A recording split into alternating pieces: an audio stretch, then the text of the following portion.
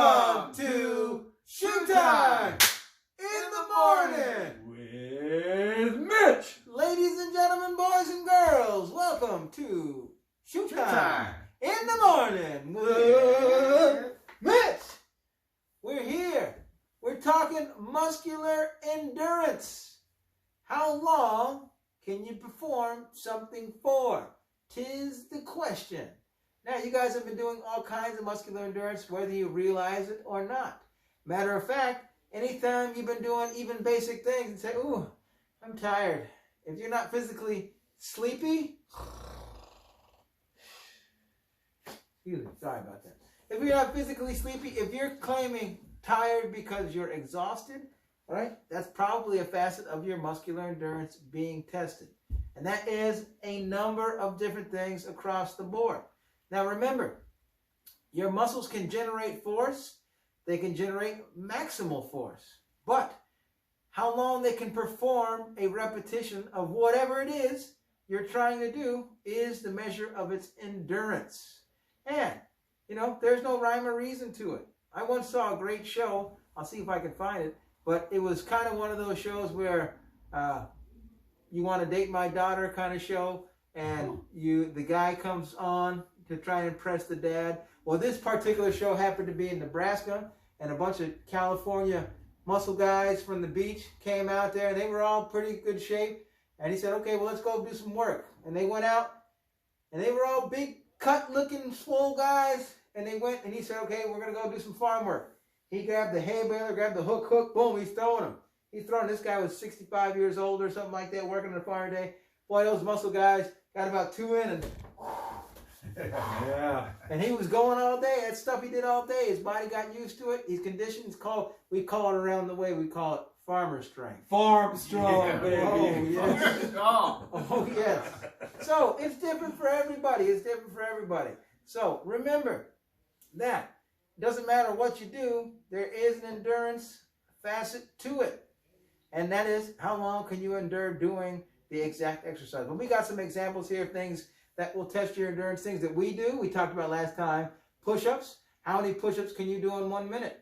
Well, my class, guess what? We're going to find out very shortly. All right? How many? Matter of fact, we might make it 2 minutes, because that's the standard test for the militaries too. And I'm just curious, there's a standard and all that. We'll figure it out. All right? Then pull-ups. That's another one that we do. All right? Then it goes to things like running the mile. That's all tests of endurance, both vascularly and muscularly. All right? But what kinds of other things can we think of in the world out there? Anybody hike out there? If you hike, especially if you're hiking up a hill, you get that burn in your legs. Some people might say, ooh, I got to stop a second. Hold on. All right? That's your leg muscles being tested for their endurance. What about biking? We talked about the Tour de France last Tuesday and Monday or Wednesday too for you Friday folks. But saying that to say, you're out there pedaling. If you don't think going, how far is it, Mr. Mitchell? Tour de France, I can't tell you. It's going to be part of my question. Oh, well, in that case, how far is it? Now, here's the deal. You're pedaling the Tour de France there a long way. Let's just say you're pedaling from Bret Hart to Oak Ridge Mall. That's about 2 to 3 miles for comparison, right? Imagine you're pedaling that far. Let me tell you, you get a little burn in there. Some of you guys might be used to it, so it's just a light burn. Some of you guys may have never done it, so your legs will be on fire, boy. And let me tell you, it burns when you are there. It burns, it burns. Cycling is a great, great test of endurance. Now, some of those cyclists, especially those sprinter cyclists that you see, they go along the track on the Olympics, and they're going around sprinting. Some of those guys got legs like tree trunks. I mean, just because they're pushing as fast as they can and keep them going, right? That is amazing, the amount of endurance and power that they can generate. Ice skaters, you ever see those thighs on the ice skaters? Yeah. Oh my, when they're doing those endurance runs. Absolutely. Oh man, just who else? The cross country skiers.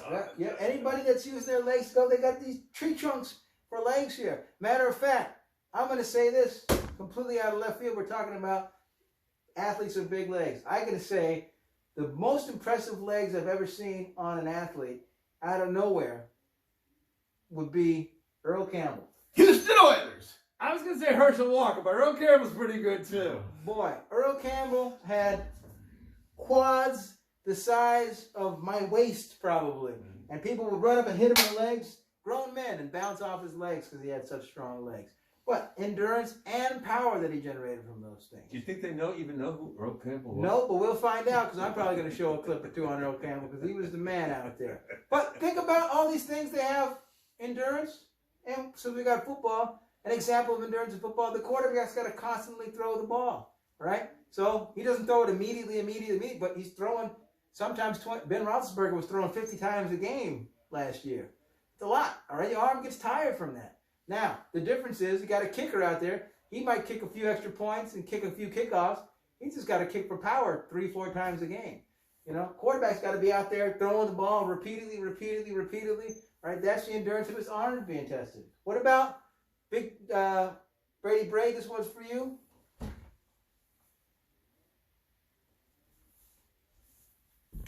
Pitchers. 100? Pitchers are throwing 100 pitches, 120 pitches a game. And they're throwing with everything they got in those bad boys. So if you don't think you're getting tired after that, you're out of your mind. Pitchers are throwing hundreds of times a game out there. All days? Pitch counts? Yeah. Or no such thing. Pitchers would pitch for 16, 17 innings. They'd throw 250. Yeah, you're out there. You better keep pitching. It's your day, bud. That's the way it went back in the day. Now we're starting to get a little smart. They're bringing it down, but you're 250 pitches, you know, things like that. You speak of endurance from the old days. Right now, a boxing match, if you're a champion, is 12 rounds, right? If you're not a champion, but you're a well-crafted professional, it's 10 rounds. It used to be that 12 rounds was the regular fight limit, and 15 rounds was the championship. All right, so 15 rounds. Those are 3-minute rounds each. That is basically an hour of fighting. You got 15 minutes, or 15 rounds times 3, plus a minute in between each round. You're fighting for an hour. But because we're talking about the old days, we go back way back in the day. There's a man named Archie Moore who once fought over 30 rounds, and Jack Johnson fought 50 to 60 rounds. And the longest fight in history, I think, if my memory serves correct, is about 175 rounds. Oh. There was no judges. You fought until some person couldn't get up again. That's how it used to be back in the day. So how long is 175 rounds? A long, I think it was like... Can we do the math on that one? It was like an 8-hour fight. It was really that long. They were out there 8 hours. I'm sure there were a few rounds where they were... But, you know, hey, go figure. So, lots of different things for endurance, all right? Now, understand that the endurance is going to be based on what? Your ability to dissipate lactic acid, or your body uses the fuel from its muscles, in the form of glycogen, and it will create a waste product in your body. Now, saying that to say that waste product will dissipate eventually, but in the moment, sometimes our body can't keep up with the dissipation. You get that burn, and then guess what? You just can't go anymore. Your muscle's too fatigued. So that's the key to remember. Muscular endurance, that is the key. So, we got lots of great examples. I got a feeling we're going to have another realm of great examples coming shortly. But we'll leave that to Mr. Moore-Henley. All right, here's the question, guys. In your memory, what is the greatest sports figure, sports person, who showed the greatest active endurance? In your opinion, there's a lot of them. But in your opinion, what's your greatest memory of a sports figure showing extraordinary amounts of endurance? Mr. Mitchell? I can't think of the name of the guy. But I remember watching the Olympics one time. And they were running the marathon. And this guy was like 10 yards from the finish line, and he collapsed. And then he proceeded to crawl on his hands and knees for that last 10 yards and cross the finish line, and then get up and wobbly-legged just fall off the track. Whew. And I'm like, oh man, that guy just spent every last essence of his being in that race. Great example. Mr. Shoemake, how about you? That's heart right there. I mean, that is endurance, but that's heart, all right? He could easily quit and said, you know what? I can barely move. I'm not doing it. But he had the oomph, the chutzpah, the heart to get up and finish the race, and got to be applauded there. For me, I got to say, the first one that comes to mind, it may not be the most, but it's the most in my mind right now that I can think of, would be a fight that took place in the Philippines called the Thriller in Manila. And that was between Joe Frazier and Muhammad Ali. Smoking Joe. Now, Smoking Joe Frazier and Muhammad Ali had fought 2 times prior. Joe Frazier won the first one. Ali won the second one. This one was for all the marbles in the rubber match. That's what they call it when you have a trilogy in boxing, the rubber match. And both of these fighters later said after the fight, it's the closest they ever came to death.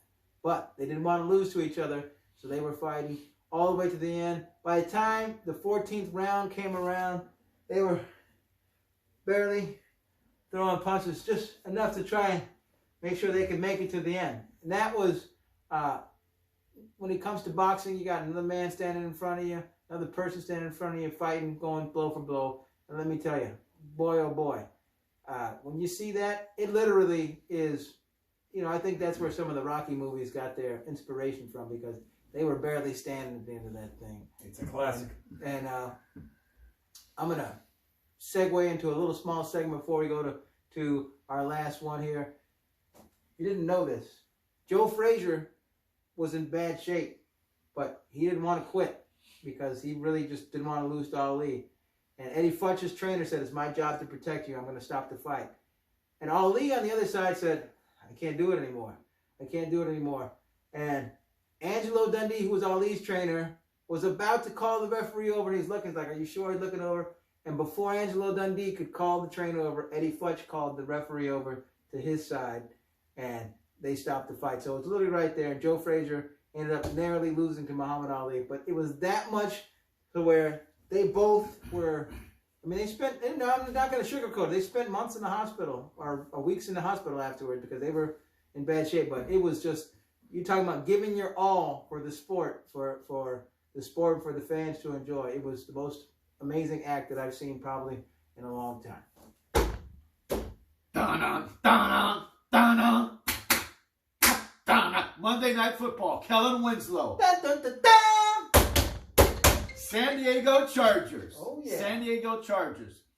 His quarterback was Dan Fouts. Now, Kellen Winslow was a tight end. The Holy Roller, Dan Fouts? Dan Fouts. Yes. Well, I never knew how he could stay in the league so long. He looked like a grandpa his rookie season. But I used to love watching him play. I used to love it. But Kellen Winslow was his tight end. And he had caught a multiple amount of balls. He had caught those balls for multiple yardage. I don't know how many touchdowns. He may have had a couple. I'm not sure about the touchdown. But it went into overtime. And at the end of the game, per Mr. Mitchell's experience with seeing his example of the runner, Kellen Winslow couldn't make it off the field. He had one guy under this arm after the game, another guy under this arm, and he was just wobbling like this. And he could barely make it off the field. So I remember watching that, and it must have been when I was probably close to your age. I don't know, maybe a little older. I remember watching that thinking, I don't know if I could have done that. I'm not sure. But that was something that really propelled me to another level of endurance, not only physically, but like we talked about last video, emotionally and psychologically. I'm thinking, wow, maybe I could go a little further. I could go a little harder. Like the things Mr. Shoemake talked about, push-ups, and if you're a pitcher, or if you're a kicker, or squats, maybe you can go a little further. Maybe you can go a little further. What did Arnold Schwarzenegger say? Arnold Schwarzenegger said this, that he doesn't start counting repetitions until he feels the burn. I like that. I like Arnold. Gotta like Arnold. Mr. Shoemake's class, with those 80, what did you say, 85 squats they're on? Coming up to 90. It's coming up to 90. What number squat do you feel the burn on? Is it 10? It might be 20 or 30 now. That's a great question. My class, where do you feel it burn? And then That's when Arnold Schwarzenegger, now if you don't know who he is, look it up. He was a bodybuilder. He's the Terminator. The Terminator. I've never seen that movie. Get permission from your parents, but boy, that's something else. So, Kellen Winslow. Leaving it all on the field. Left it all on the field. Your runner example, he left it all on the track. Yeah. And guess what? If he crawled over the line, he may have had scraped knees and raw palms, but he finished. Yeah. That's right. He finished. Endurance speaks of finishing, persevering. All right, sports factor. All right, I'm sticking with the Tour de France because I think it's one of the most amazing feats of endurance possible for a human being to do.